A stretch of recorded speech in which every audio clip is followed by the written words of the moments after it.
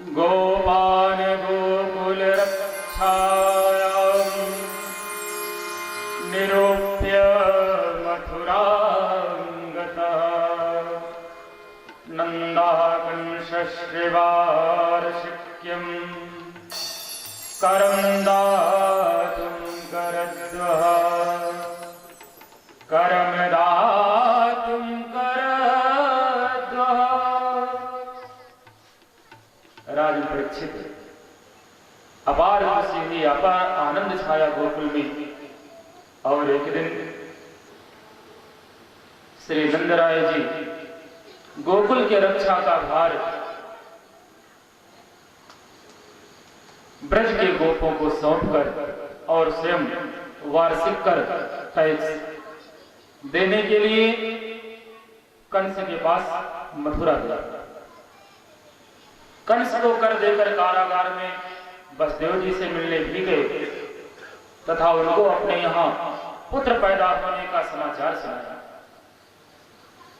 वसुदेव जी ने कहा, नंदराय जी, आपकी इस अवस्था में पुत्र हुआ है, यह तो बड़े ही हर्ष और उल्लास की बात है। आपका पुत्र चिरायु हो, दीर्घायु हो। और दूसरी प्रसन्नता की बात यह है कि हम और आप एक दूसरे से बिछुड़ गए। आज दोनों प्रेमी मिले हैं। इस संसार में दो प्रेमियों का मिलना दुर्लभ बताया गया है। इसलिए नंदराय जी, हमें और प्रसन्नता हो रही है। हमारा हृदय प्रदेश जो है वो आह्लाद से भर गया है।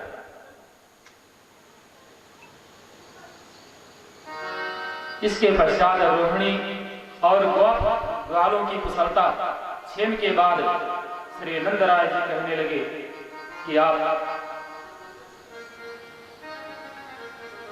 श्री नंदराय जी से कहने लगे वसुदेव जी कि नंदराय जी, अब आप गोकुल पहुंचिए। मुझे आज कुछ ऐसा आभार चल रहा है कि वहां कोई उत्पात होने वाला है। जैसे उत्पात का नाम सुना तो तुरंत नंदराय जी तो वहां से चल पड़े और इधर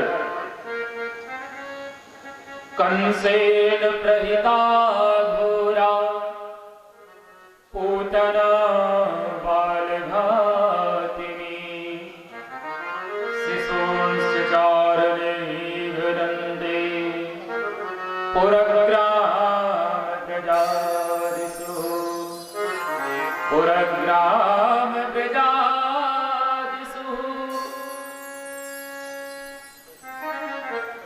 कंस ने इधर जितने नवजात शिशु थे, जब उसको ये पता चला कि मुझको मारने वाला कहीं जन्म ले चुका है, तो पूतना को बच्चों को मारने के लिए नियुक्त कर दिया। और देखिए, पूत मतलब पुत्र और ना मानी नहीं, यानी जो पुत्र को ना चाहे, पुत्र को ना देख पाए, उसी का नाम पूतना है। दूसरे शब्दों में पूत मतलब होता है पवित्र और ना मतलब नहीं, जिसका आचरण कहीं से भी शुद्ध ना हो, उसी अविद्या का नाम पूतना है। तो पूतना को बालकों के मारने के लिए नियुक्त कर दिया। और इधर घर घर में जाकर के पूतना नवजात शिशु का वध करने लगे। सुखदेव बाबा कहते हैं, राजन, लेकिन जब नंद भवन की तरफ बढ़ी तो इतना सुंदर और इतना आकर्षक रूप बनाया कि उसको देख करके ऐसा लग रहा था कि जैसे साक्षात श्री देवी उतर आए। नंद भवन में प्रवेश करने लगी। माता यशोदा ने देखा तो रोक टोक नहीं किया।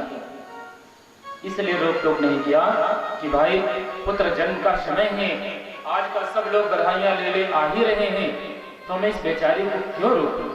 अरे कोई अपनी सगी संबंधी होगी, इसलिए उसको मना नहीं किया और सीधे जहां भगवान पालने में पड़े हुए थे जाकर के वहां पहुंच गए। जब भगवान ने देखा पूतना को तो भगवान ने अपने नेत्र को बंद कर लिया। इस पर विद्वानों ने कई तर्क दिए हैं। कुछ विद्वान लोग कहते हैं कि भगवान ने अपने नेत्र इसलिए बंद कर लिए कि कहीं पूतना ये समझना बैठे कि ये बड़ा निडर बालक है और निडर समझ करके कहीं ये वापस न लौट जाए, इसलिए भगवान ने अपने नेत्रों को बंद कर दिया। कुछ विद्वानों का मत है कि भगवान ने सोचा ये बाहर से तो हमें दूध पिलाने आई है, लेकिन अंदर से अपने स्तनों में कालकूट विष लगा करके आई है, तो विष तो मैंने कभी पिया नहीं और विष पीने का अनुभव हमारे भगवान भोलेनाथ को, तो आंख बंद करके और ये भगवान भोलेनाथ को याद करने लगे। अनेक विद्वानों की अनेक मत है, क्योंकि भगवान सबके ऊपर करुणा करते हैं, कृपा करते हैं, तो विद्वान अपने अपने हिसाब से तर्क निकाला करते हैं। इधर नेत्र बंद किए हुए लाला को पूतना ने उठाया और ब्रजवासियों से आंख को चुराते हुए और वहां से निकल पड़े। देखिए, आंखों की भी कई भाषा होती है, आंखों की कई भाषा होती है। आंखों से देख करके पता चल जाएगा कि व्यक्ति आपको प्रेम कर रहा है या नफरत कर रहा है।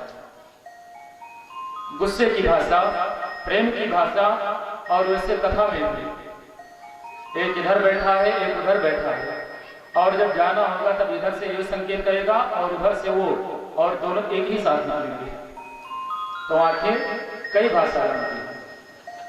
सबसे आंखों को मिला करके नहीं, अपितु आंखों को चुरा करके और वहां से लाला को लेकर के निकल गए।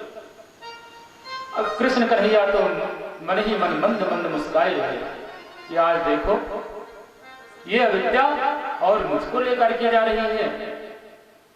लेकिन जब नगर के बाहर पहुंची और अपना विष भरा स्तंभ मेरे कन्हैया के मुख में रखा, तो कन्हैया ने पहले तो उस विष को खींचा, फिर पूतना के अंदर से दूध को खींचा, तदुपरांत भगवान पूतना के प्राणों को खींचने लगे। जब भगवान पूतना के प्राणों को खींचने लगे तो पूतना चिल्ला पड़ा और कहने लगी, शामं च मुञ्चलामिति प्रभासिणी निसपीय मानाखिल जीववर्मणि निवृत्ते नेत्रे चरणो भुजो प्रशल्यगात्राक्षिपतिरुरोदः। मुंची माम पूतना चिल्लाने लगी। भगवान मानो याद दिला रहे हैं कि अरे पूतना, मैं किसी को पकड़ता नहीं, ये कृष्ण नाम का रोग जल्दी किसी को लगता नहीं है, और ये रोग जिसको लग गया उसका घर द्वार सब छूट जाएगा। कहने का तात्पर्य वो भगवान का हो जाएगा, भगवान का ध्यान करेगा, संसार की मोह माया सदा के लिए छूट जाएगी। भगवान कहते हैं, पूतना अब मैं आपको तभी छोड़ूंगा जब मैं आपका कल्याण करूंगा। प्राणों को खींचने लगे, चीत्कार करके पूतना रो पड़ी, लेकिन अपने मन में सोचने लगी कि अच्छा ठीक है, मेरा मरना तो सुनिश्चित है, लेकिन अपने शरीर को बढ़ाना प्रारंभ किया। सुखदेव बाबा कहते हैं, राजन परीक्षित, शरीर को बढ़ाना प्रारंभ किया, और जिस समय भगवान ने उसके प्राणों को खींच लिया तदुपरांत धड़ाम से पृथ्वी पर गिर पड़ी। और आश्चर्य की बात तो यह है कि 5 कोस तक जितने भी पेड़ पौधे थे सब उसके नीचे दबकर चकनाचूर हो गए। अब इधर नंद बाबा मथुरा से आ रहे थे। जब माता यशोदा अपने घर में प्रवेश हुई तो क्या देखते हैं कि लाला है ही नहीं। विलाप करने लगी, कहीं ऐसा तो नहीं कि अन्य बालकों की तरह हमारे भी कन्हैया को किसी ने मार दिया हो। दौड़ पड़ी, जितने ब्रजवासी थे, गोकुलवासी थे, सब दौड़ पड़े कन्हैया को ढूंढने के लिए। दौड़ते दौड़ते उस स्थान पर पहुंचे जहां पर पूतना का विशालकाय शरीर पड़ा था। उसको देखा, इधर से नंद बाबा आए तो सब लोग क्या देखते हैं कि कन्हैया पूतना के सीने के ऊपर बैठे खेल रहे हैं। अब लोग आपस में बात विमर्श करने लगे, भैया ये बताइए आखिर क्या हुआ? कहीं ऐसा तो नहीं कि ये लाला को लेकर के जा रही थी और किसी पत्थर उत्थर से टकरा करके गिर पड़ी? दूसरे ने कहा दाढ़ी के इतना बड़ा शरीर पत्थर से टकराएगी? एक ने कहा हमें तो लग रहा है कि मेरे कन्हैया ने इसका गला दबा दिया। दूसरा कहने लगा तुम क्या जानो, अरे अभी 4 दिन को छोड़ा, ये कहा आपको गला दबाएंगे। सब अपने अपने बात विमर्श को एक दूसरे के समक्ष रख रहे हैं।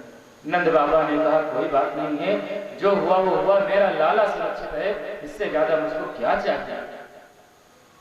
समस्त ब्रजवासियों को आदेश दे दिया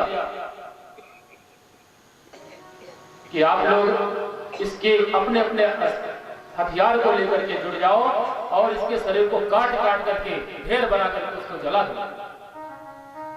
अब जितने गोकुलवासी थे सब ले लेकर के कुल्हाड़ियां पहुंच गए और कई जगहों पर काट काट करके इकट्ठा करके और उसके शरीर का अंतिम संस्कार किया।